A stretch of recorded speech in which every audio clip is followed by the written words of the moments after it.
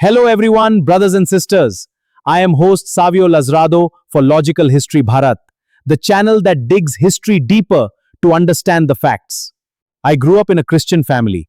As a child, I believed what my parents and school taught me. But as I grew older and traveled the world during my 25 years in the Merchant Navy, I started asking difficult questions. Many of those questions were never answered clearly in books or Sunday sermons. In 2026, I still see too many Indian Christians reacting emotionally like victims or repeating old narratives instead of thinking logically.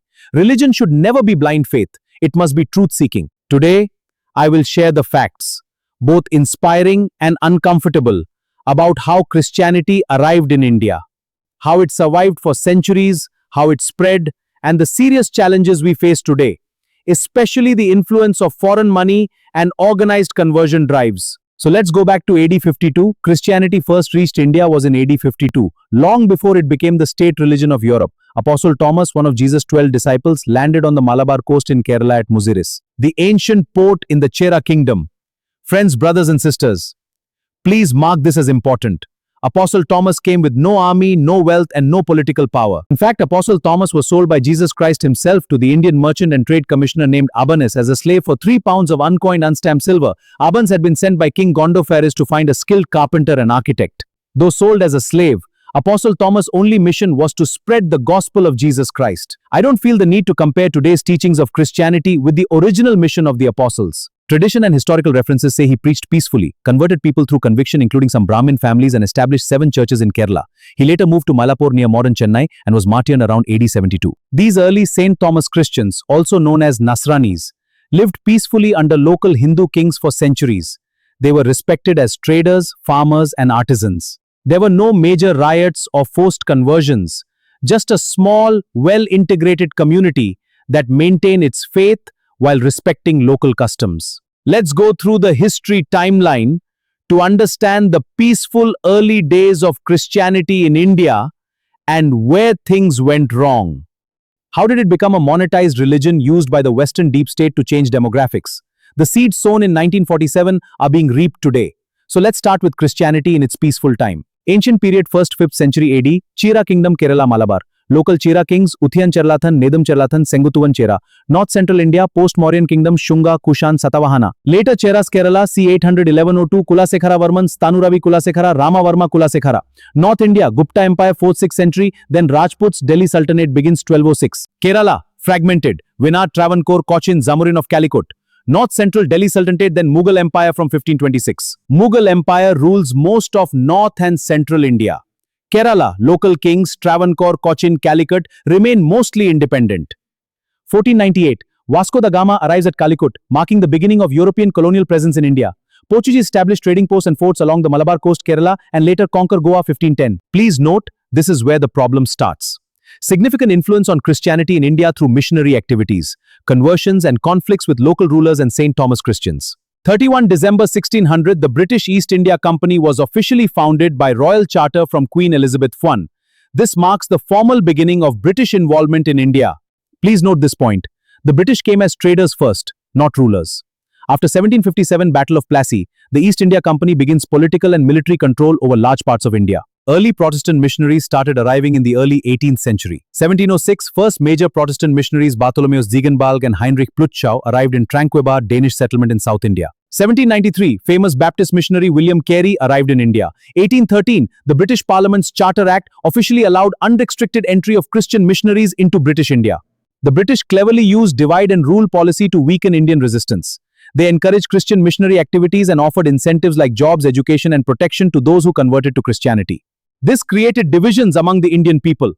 By promoting conversions, they tried to break the religious and social unity that could unite Hindus, Muslims, and others against British rule. Many Indians saw this as a threat to their culture and faith, which further fueled resentment and separate identities. How the British used religion to break unity. This strategy helped the British maintain control by turning Indians against each other instead of uniting against colonial rule. The British deliberately turned religion into a political weapon to weaken Indian society from within. Dear brothers and sisters, can you see this past history repeating itself again in the same pattern in 2026? Even in the 1st century AD, India was a major exporter of Roman sources like the Periplus of the Erythraean Sea and Pliny the Elder noted these Indian fabrics as luxury items, with Pliny complaining that India was draining Rome of huge amounts of gold and silver every year. This prosperity caught the attention of Muslim kings and later the West. The British first came to India as traders through the East India Company in 1600. However, they soon developed long-term plans because they realized that if India's growth was not stopped, it would never allow the West to dominate. This became a well-planned conspiracy to take over India, to loot its immense wealth, weaken the kings, and destroy local control. Indian kings were often busy fighting each other, which gave the British a full advantage.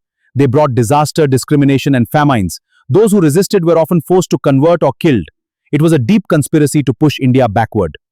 The British knew that India's greatest strength lay in the knowledge and wisdom embedded in its people's DNA, and that this knowledge would be dangerous for the West if India remained wealthy and prosperous. After independence, the Northeast, then largely Assam and princely states like Manipur and Tripura, was integrated into India, but it faced significant challenges due to ethnic diversity, geography, and insurgencies, especially Naga movement. Nehru's government followed a policy of allowing tribal areas to preserve their cultural and religious identity, influenced by anthropologist Verrier Elwin, a former missionary turned advisor. Nehru's government followed a policy of allowing tribal areas to preserve their cultural and religious identity, influenced by anthropologist Verrier Elwin, a former missionary turned advisor. Foreign missionaries, especially American Baptists and others, were already active in the region since the 19th century under British rule. After 1947, their numbers increased, and Christian conversions accelerated in states like Nagaland, Mizoram, and Meghalaya. Claims that Nehru gave permission or signed agreements banning Hindu sadhus while favoring missionaries have circulated widely. Nehru did emphasize non-interference in tribal religious practices and had a soft policy toward Christian missions in some areas. After 1947, the Northeast Seven Sisters did not receive the same development focus as other regions. Instead, foreign missionaries were allowed significant freedom in tribal areas. Many believe this policy, influenced by Nehru's advisors, contributed to rapid demographic and religious changes in the region. Dear brothers and sisters, many Indians today ask, was Jawaharlal Nehru truly a British puppet? While he spent years in British jails, critics point to his elite English education, his close personal friendship with Edwina Mountbatten, and several policies after 1947 that seem to favor Western interests, especially in the Northeast. Whether deliberate or not, many believe his decisions allowed foreign missionaries greater access and sowed seeds that we are still dealing with today. A major story that highlights India's firm stance on protecting its sovereignty and national security. A US-based Christian missionary organization called the Timothy Initiative (TTI), headquartered in Raleigh, North Carolina, with operations linked to California, along with 6 individuals, has been booked by Bengaluru police under the UAPA Unlawful Activities Prevention Act, the Bharatiya Nyaya Sanhita (BNS), and provisions related to FCRA violations. This is not just a case of funding irregularities. It involves allegations of bypassing Indian laws to bring in massive foreign funds and directing them toward activities in sensitive regions. The Enforcement Director's investigation has exposed how nearly 92 crore 55 lakhs, approximately $11 million, was routed into India illegally. The Timothy Initiative is a US evangelical organization focused on church planting and disciple making. It is not registered under India's Foreign Contribution Regulation Act (FCRA), yet it allegedly channeled large sums of foreign money into the country. In April 2026, the Enforcement Directorate conducted pan-India searches on April 18 to 19.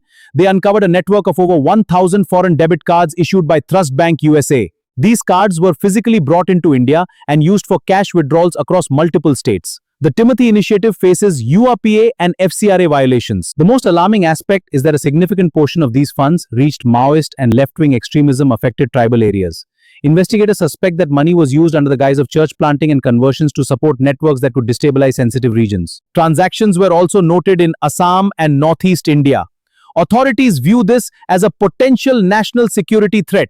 Dear brothers and sisters, in the 1st century, Apostle Thomas arrived at the ancient port of Muziris in the Chera kingdom with no army, no wealth, and no political power. His only mission was to spread the gospel of Jesus Christ. But centuries later, everything changed. The Portuguese came first in 1498, followed by the British East India Company in 1600. They used divide and rule, encouraging missionary conversions to break Indian unity, loot our wealth, and weaken our kings. After 1947, the same pattern continued.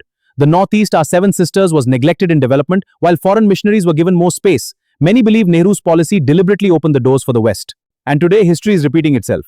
Recently, 7 foreign nationals, 1 Americans were arrested on tourist visas. They entered the Northeast, violated Protect Area rules, and allegedly crossed into Myanmar to train insurgents in drone warfare. Marco Rubio landing directly at Mother Teresa's house. All these dots connect. Foreign forces are once again using religion and NGOs to divide India and stop our growth. Is it really right for them to keep crying victim in front of foreign media and social networks? Instead of playing the victim card and running to international platforms, why don't we stop the funds from churches going abroad? We must ask the government to deeply monitor all foreign funds coming into our country. Every rupee collected through churches and Christian organizations inside India should be strictly used for rural development, free schools, health centers, and skill institutes. This way, the new generation can stand on their own feet and contribute to the growth of our country. Make strict rules on missionaries who misuse these funds. No more conversions by exploitation. No more siphoning money out. Transparency and accountability must be non-negotiable. My India, my Bharat. I call upon every Christian brother and sister, stand up strong against this Western conspiracy and false propaganda. Let service truly serve India. Jai Hind.